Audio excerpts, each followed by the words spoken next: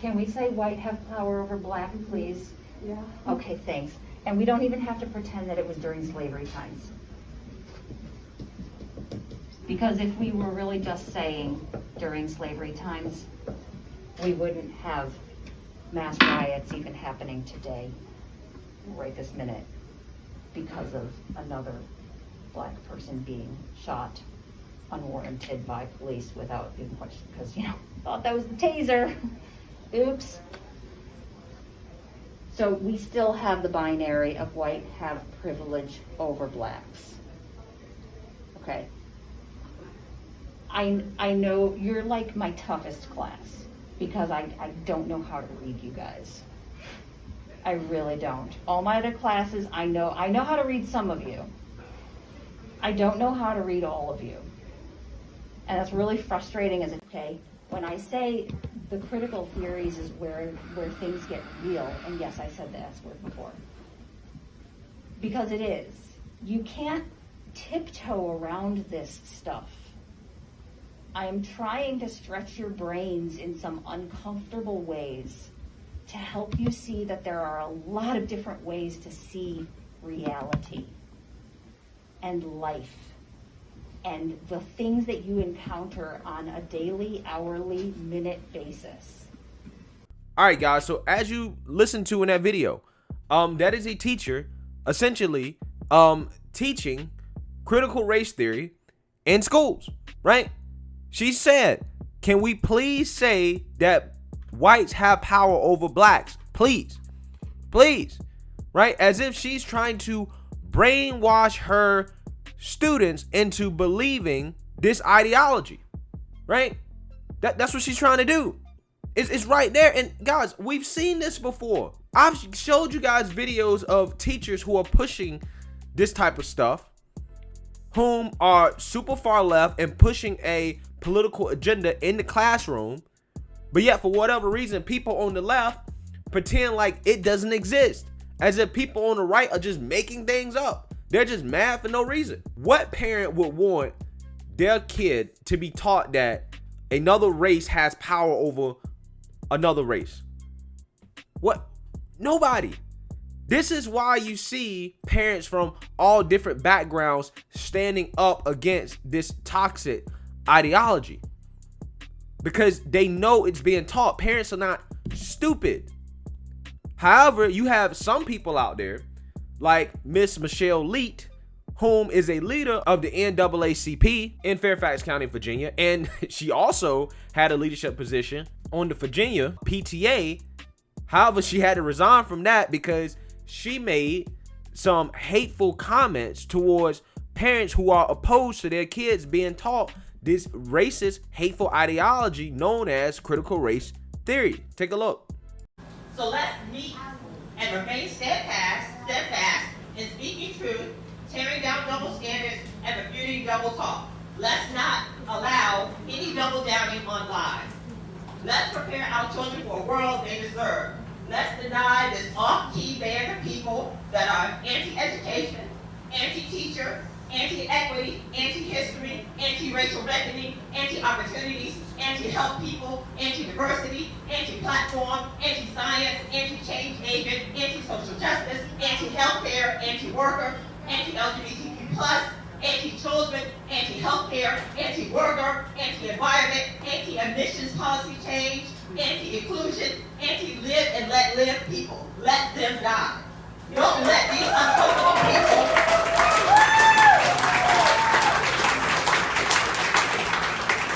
Don't let these uncomfortable people deter us from our bold march forward. Thank you. Now, this lady had to resign from the Virginia PTA. I'm pretty sure she was forced to do so because they say that they don't agree with her rhetoric. Even though they're for diversity, inclusion, and equity, they don't agree with her hateful rhetoric, right? And her rhetoric was hateful because this is the same person that says people on the right anti-live and let live. Well, a part of live and let live is being able to be opposed to hateful ideology and racist ideology being taught to their children, right? You're allowed to oppose that, okay? You're allowed to speak out against that. But again, you know, if you disagree with those on the left, they want to paint you as anti this, anti that, when it's like, no, we're pro colorblindness, right? What these people are actually pro is pro traditional liberal values. And I'm talking about the actual definition of liberal, not the distorted definition that we use today in political debate, because that's another video for another day. But the reason why I'm saying it this way, guys, is because critical race theory is opposed to liberalism, right? Which stems from the idea of colorblindness and neutrality of the law and incremental change and equal opportunity for everybody, right? This is what critical race theory is opposed to. That's not what they want, right? This is where this idea of equity comes from, right? Equal outcome versus equal opportunity. That's the difference, right? And this is why they're upset, because they want to, in theory, help people of color or people that are less deserving of certain positions get positions in society that they just have not earned or they just shouldn't be in. They're opposed to the idea of a meritocracy. Okay, that's not what they want, right? And here's a funny example, because this is what's going on in Fairfax right now. And this kind of has something to do with the situation. Thomas Jefferson High School, which is one of the top math schools in the country. Okay, that school is 70% Asian, right, and 20% white. Now, for whatever reason, these woke revolutionaries felt like the school was not diverse enough, even though they're supposed to be fighting for people of color, right? But they say, oh, it's not diverse enough. It's too Asian. So they had to change the admission standards. They got rid of tests, guys. They got rid of admissions tests to get into a top level math school. They got rid of admissions tests. They made it a merit lottery. And guess what happened, guys? This merit lottery ended up having more white kids be admitted into the school and less Asian kids. So they basically, in the name of affirmative action, discriminated against Asians for whites, right? That's what they ended up doing. But they claim it's supposed to be for so-called people of color.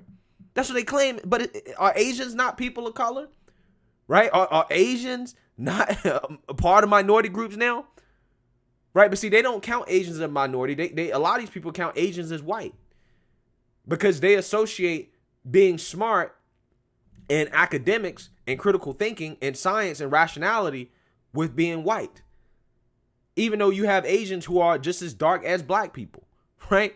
And see, again, that's how stupid and Looney Tunes a lot of this affirmative action stuff is. This is why I'm not for it, because I have to look at what happens if, for example, that school was mostly black with top black performing students, right? Because black people in the area just so happen to be the top performing students. They get into that school.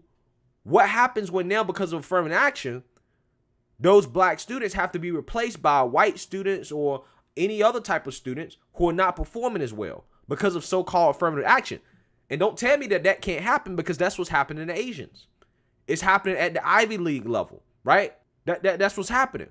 So when people out here are championing, oh, affirmative action, remember what happens when all of a sudden black people become the top performers. Should we lose our positions and our spots to other people who don't perform as well as us just for the sake of diversity and inclusion? I'm pretty sure you wouldn't like it at that point. And see, that's why I'm all about competition. That's why I'm all about color blindness, neutrality, meritocracy, and equal opportunity, right? Because I don't believe in equal outcome. I don't want a society with equal outcome. Inequality is good, right? Inequality is good. That may sound controversial to people, but inequality is what breeds innovation. The idea that if I work harder, that I'm going to achieve more than somebody who does not work as hard as me is what motivates people to work harder. It motivates people to embrace capitalism and to innovate and to create technology and change in our society that's going to be good for everybody, even those who are at the bottom who don't want to work as hard, right? And it also creates more opportunity for those people. The creation of the internet And science, technology, and math has created opportunity for those who otherwise would not have it. But see, these people don't think like that, right? They think that any inequality is bad. And that's not true. That's not true. You should have equal opportunity, but equal outcome is not what we should want, right? We should not want equal outcome. People have to be motivated to work hard. And when students are smart and they can pass this test and their parents put a lot of resources and effort into getting their students into one of these schools, they should not lose a spot because you want to give somebody else a spot who is less deserving simply because of their skin color. That's unacceptable. That's not what we should be doing. That dumbs down the standard of learning for kids. That makes society as a whole dumber, right? That makes our future generations not as prepared, right? They want to get rid of advanced math courses. That's also a part of it. But all this, again, this stuff that they want to do stems from critical race theory. And this is why parents are right to fight against it, even if they can't truly define what it is. They're right to fight against it because it's not about the definition of what it is or what it actually is. It's about what it calls for. That's what it's really about.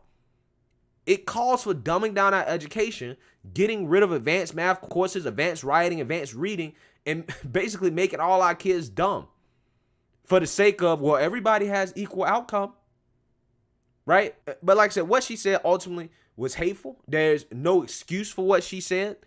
I'm surprised that the NAACP has not asked her to resign, because I would imagine that they don't endorse this type of rhetoric or language, or maybe they do. I don't know. But we'll see moving forward if that happens. But let me know what you guys think. Make sure you like, comment, and subscribe. Most importantly, share a Black conservative perspective. Peace.